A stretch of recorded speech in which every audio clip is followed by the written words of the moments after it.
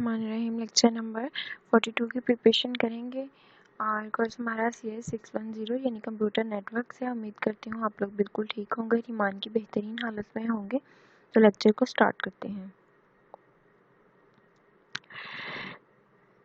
सबसे पहले हमने ये एक MCQ प्रिपेयर करना है, RIP, ठीक है, मेजर्स डिस्टेंस इन होप्स। अगर आपसे पूछ लिया जाए कि RIP का मेन जो है काम क्या है, कि वो मेजर करता है होप्स के डिस्टेंस को, ठीक है।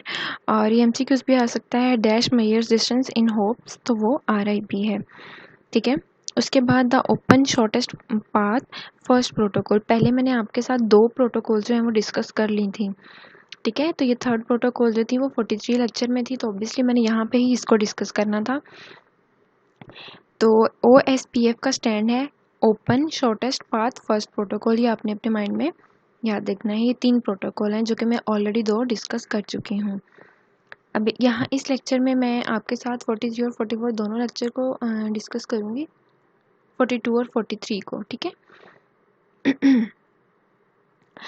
ठीक है। As a interval grew in size, आपको इंटरनेट, तो आपको पता है कि इंटरनेट जो है वो साइज में बहुत बिग होता है, ठीक है, बहुत बड़ा होता है। सो डिड ऑर्गेनाइजेशंस, तो इसके लिए हमें ऑर्गेनाइजेशन की ज़रूरत पड़ती है। In a particular large ISPs appeared, ठीक है जी।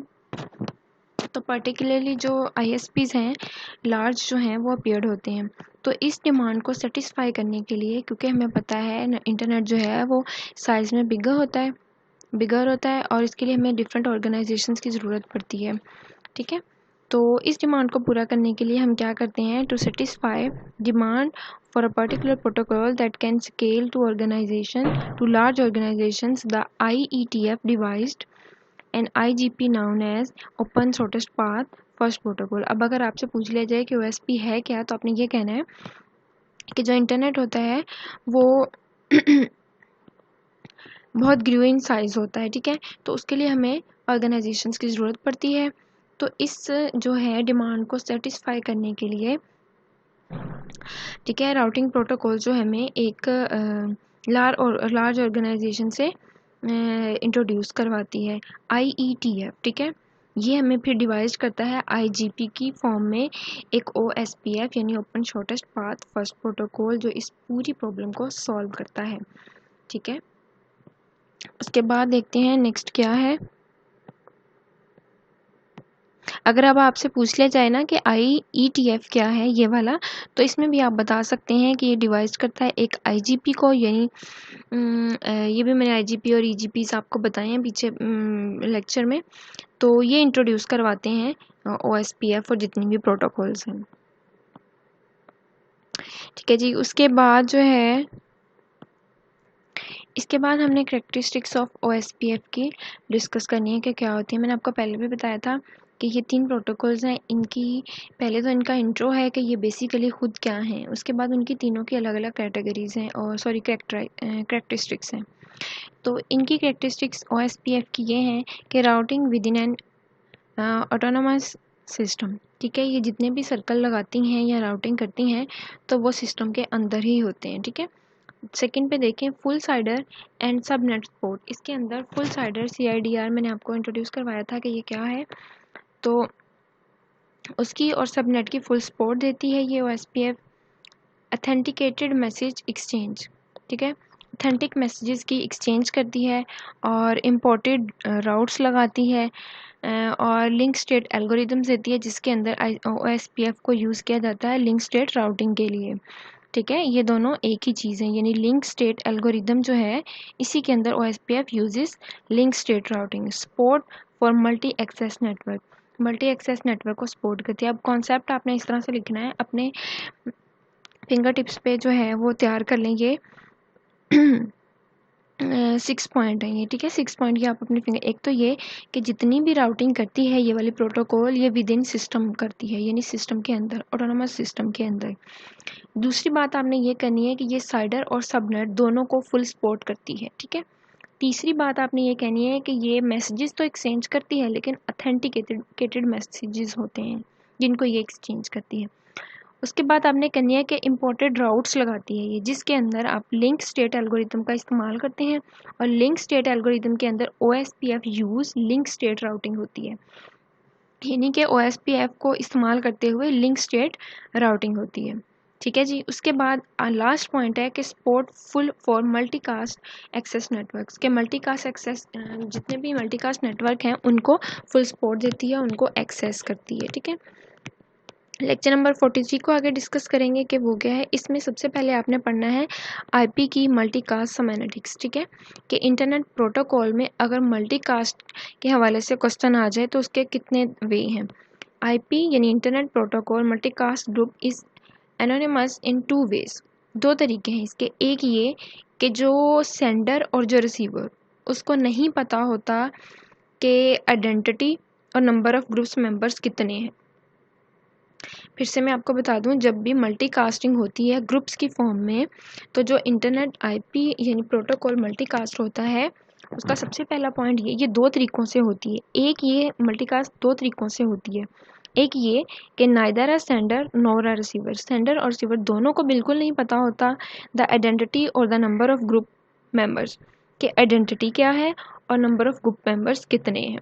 नंबर 2 पे देखें, राउटर्स और एंड होस्ट, ना तो राउटर को और ना होस्ट को do not know which applications will send a datagram to a group, कि कौन सी एप्लीकेशन जो है डाटाग्राम ग्रुप को सेंड करनी है। ठीक है, सब 2 तरीके हैं IP मल्टीकास्ट के।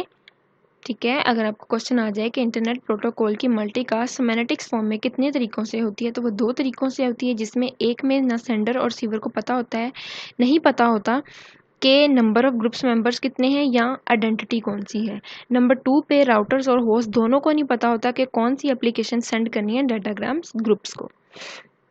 उसके बाद IGMP है।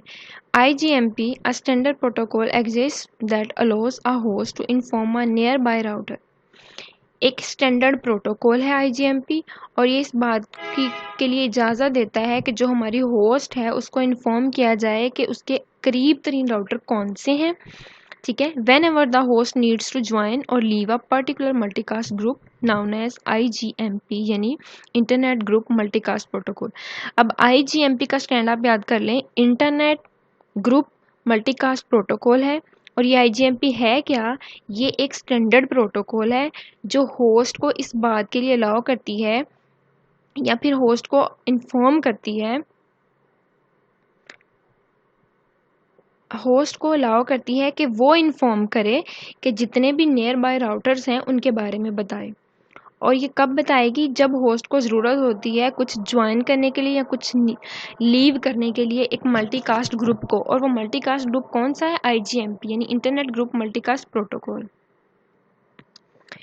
या फिर आप इसको प्रिपेयर करने के अलावा लास्ट वाली 2 लाइंस को प्रिपेयर कर लें। अगर आपका मेमोरी लेवल कुछ थोड़ा कम है, मतलब आप चीज़ों को नहीं कैरी कर पा रहे, तो लास्ट वाली 2 लाइंस याद कर लें। The computer uses IGMP to inform the local router about the last application when it leaves, कि एक कंप्यूटर IGMP यानी इंटरनेट ग्रुप मल्टीकास्ट प्रोटोकॉल को इस्तेमाल करता है सिर्फ इसलिए ताकि वो हमें इन्फॉर्म कर सके कि लास्ट एप्लीकेशन एक राउटर के अंदर कब उसने उसको ज्वाइन किया और कब उसने उसको लीव किया।